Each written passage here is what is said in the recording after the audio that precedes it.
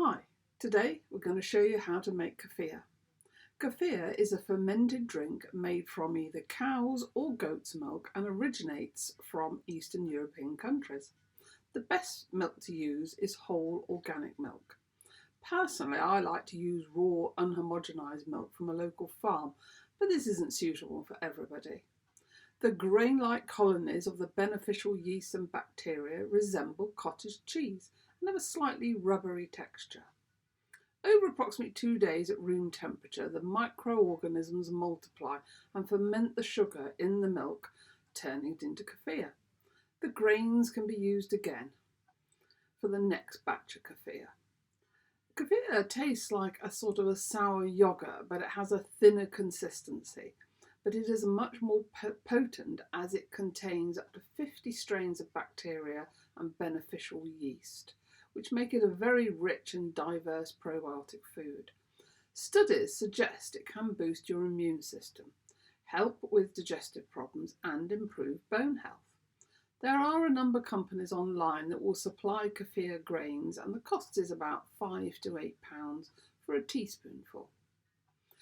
You can buy kefir drinks in most supermarkets, but making your own is not only considerably cheaper, but also contains many more of the healthy gut bacteria.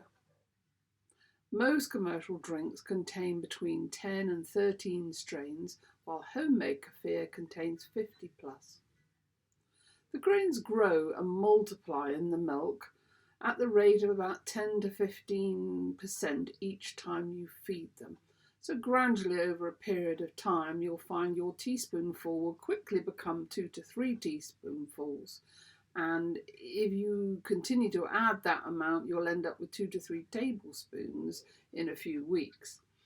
So generally, I give away the excess grains to friends and family. So always putting back in 2 to 3 teaspoonfuls for a pint of milk. Some people do dry the extra kefir grains, but this has to be done at a fairly low temperature not to kill the good bacteria, and then they can use it as a probiotic powder to sprinkle on cereals or other foods. There are endless ways to flavour your kefir. You can use frozen berries and sort of leafy greens, which is a very good way of getting the extra vegetable matter into your diet. Spices such as cinnamon, vanilla or turmeric can be added along with the zest of a lemon or an orange.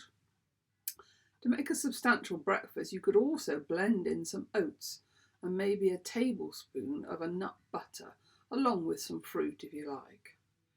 So if you're going on holiday, you can leave your 2 to 3 teaspoonfuls of kefir in a pint of milk in the fridge, and when you get home, take it out again, leave it in room temperature for 2 to 3 days, and you will find the whole thing has restarted again.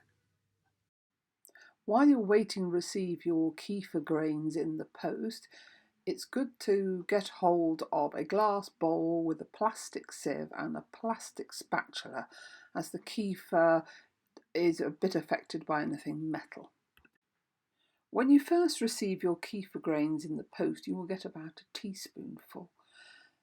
Over the next few weeks of using it, this will expand to about 2 to 3 teaspoonfuls, and I find 2 to 3 teaspoons full, when added to a pint of milk, gives you a nice thick kefir after about 2 days. So take the 2 to 3 teaspoons of kefir and stir them into the fresh pint of milk and leave in the kitchen cupboard at room temperature for 2 days. And then you will see that the milk is fully fermented when you can see the curds and whey start to separate.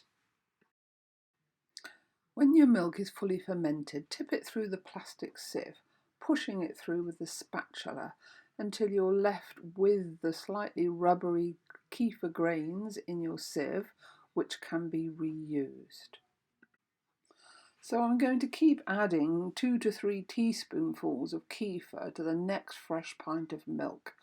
Obviously, they will keep growing, so once you get past 2 to 3 teaspoons, it's probably best to give some away to a friend or throw it out.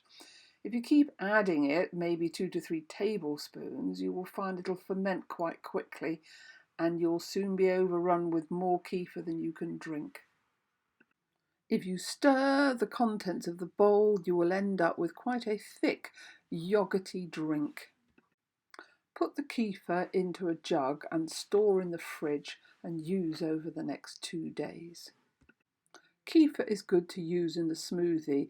One of my particular favourite is to blend about half a pint of kefir with some kale or spinach and some frozen berries. And in this instance, I'm using blueberries.